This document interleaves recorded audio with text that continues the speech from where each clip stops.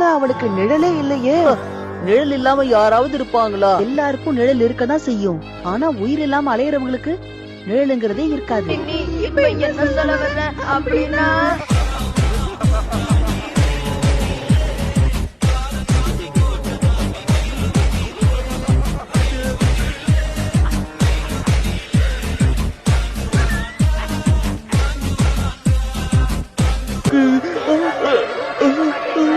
அந்த உருவத்துக்கு நிழலே காணுமே.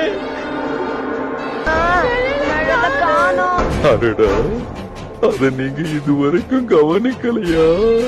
யார் நீ?